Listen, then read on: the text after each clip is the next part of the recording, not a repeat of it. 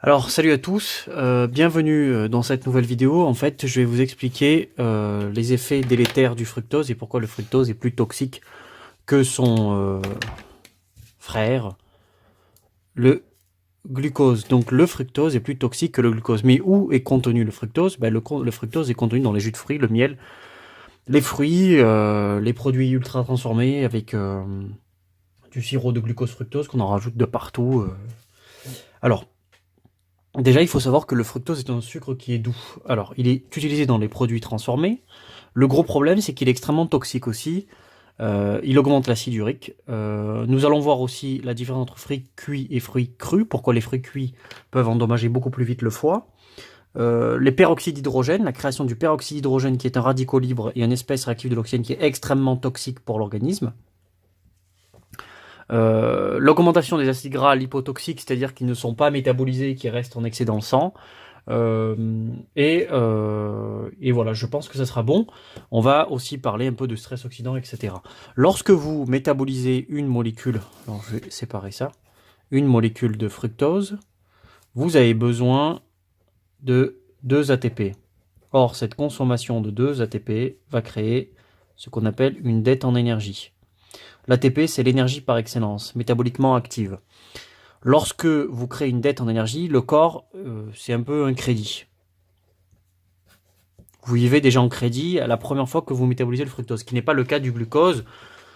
Glucose, par exemple, que vous retrouvez dans une assiette de riz, bien cuit. Donc là, le problème, c'est que le fructose donc, va créer une dette en ATP, et que lorsque le fructose se convertit en 1,6-diphosphate, il va produire donc l'ADP qui est non fonctionnel.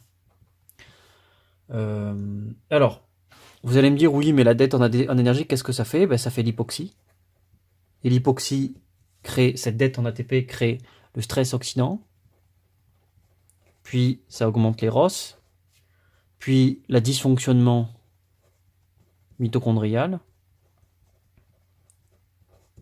c'est notamment le cancer, puis on a aussi l'apoptose et la création d'endotoxines qui vont aussi notamment augmenter la perméabilité intestinale, avoir un intestin comme une passoire. Ok, voilà tout ce que ça fait, cette dette en ATP. Le fructose est toxique dès le début. Ça, c'est le premier point. Ensuite, on va passer directement au métabolisme. Alors, vous avez le fructose qui va donc donner du 1,6-diphosphate avec cette utilisation de l'ATP qui est une molécule énergétique très coûteuse et qui est importante pour l'organisme. Sauf que il va l'utiliser parce qu'il en a besoin. Sauf que cette conversion en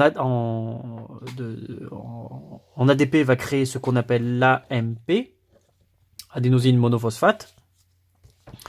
Et on a cet AMP va donner soit de l'acide urique, qui est toxique, qui est un puissant antioxydant, mais qui est toxique aussi, ou régénérer les stocks d'ATP, la fameuse dette, donc régénérer les ATP hépatocytaires. Mais vous allez me dire, qui s'occupe de ça?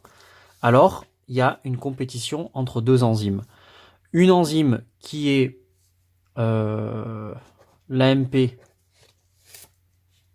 kinase, donc qui est l'AMP kinase, et la xanthine déshydrogénase. Plus vous avez d'AMP kinase, plus vous allez faire les stocks d'ATP. Plus vous avez de xanthine déshydrogénase, moins vous allez faire les stocks d'ATP, et plus vous allez faire de l'acide urique qui va augmenter la dette en ATP. Je ne sais pas si vous avez compris. Ensuite, il faut savoir que Donc l'AMP, elle est recyclée pour restaurer le stockage hépatocytaire d'ATP, et inversement, quand c'est la xanthine qui est plus active, ben, l'AMP, il est transformé en acide urique, et donc ça va retarder la normalisation des stocks d'ATP. C'est ça le gros problème. La résistance à l'insuline va augmenter la xanthine déshydrogénase et diminuer l'AMPK, donc qui va faire augmenter le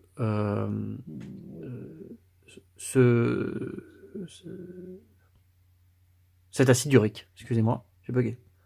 Donc, cet acide urique, bon, le gros problème aussi, c'est que qu'est-ce qui augmente la AMP kinase? Ben, le jeûne, le régime cétogène, l'exercice physique, les régimes bas en glucides, la diminution de l'insuline. Tout ça augmente la AMP kinase. Et qui augmente la xanthine déshydrogénase? L'hyperglycémie, l'excès de substrat, l'augmentation de l'insuline. Tout l'inverse en fait, la sédentarité. On pourrait rajouter la metformine pour augmenter la MPK, parce qu'on a retrouvé des études, et l'adiponectine, je l'ai oublié. Donc tout ça va augmenter la MPK, qui va augmenter le stock d'ATP, régénérer le stock d'ATP, éviter l'hypoxie, vous serez en pleine forme. Enfin, c'est le principe. Voilà. Alors, y a un autre souci qui se passe, c'est que, en fait, on a 2 points. Le 1,6-diphosphate va se transformer en glycéraldéhyde 3P, 3-phosphate, qui vont donner l'acétyl-CoA, d'accord, qui est la plaque tournante énergétique de tous ces cycles. Là, on pourrait mettre aussi le glycérol 3P, qui va donner l'acétyl-CoA, et l'acétyl-CoA va donner de l'acétyl-CoA. Sauf que l'acétyl-CoA va augmenter en excès la production d'acide gras libre. Et là, on aura 2 voies bien distinctes. Soit on a une augmentation de l'ATP qui est due, en fait, on a un excès d'ATP qui est dû, par exemple, à la régénération. On a un excès d'ATP qui va donner une augmentation des triglycérides que j'appelle atoxique, donc non toxique, puisque le stockage, faut comprendre que le stockage est une sécurité. C'est comme le sucre, on ne peut pas laisser dans le sang. Donc il faut bien qu'il soit stocké. Lorsque le sucre reste dans le sang, il devient toxique. Ben, c'est un peu le même principe pour les acides gras. Et sauf que le problème, c'est que si on a une déplétion en ATP, comme c'est le cas là, la dette en ATP qu'on n'a pas régénérée parce qu'on a créé trop d'acide urique, ben on aura, hop, création d'acides gras lipotoxiques qui vont stagner dans le sang. Stagner? Oui, stagner. Ça va créer notamment une résistance hépatique et plein d'autres choses. Alors, il faut savoir donc qu'en fait, l'acide urique va augmenter tout ça, et puis la déplétion et la dette en ATP, et c'est bien la déplétion du fructose, c'est par exemple tout ce qui est jus de fruits, etc. Pourquoi les fruits cuits sont plus dangereux? Parce que les fruits cuits vont augmenter plus rapidement la déplétion en ATP. Est-ce que vous comprenez? Pourquoi? Parce que les fruits cuits, en fait, vous diminuez les fibres et vous diminuez le potentiel santé de l'aliment. PS Anthony Fardet. Et l'effet matrice.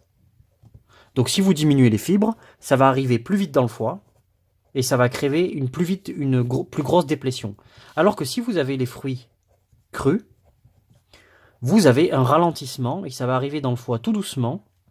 Et donc du coup, on aura une déplétion qui sera moindre parce que les fibres vont protéger. Alors que là, dans le problème des fruits cuits, c'est que vous avez dégradé un peu les fibres et du coup, le sucre va arriver beaucoup plus rapidement.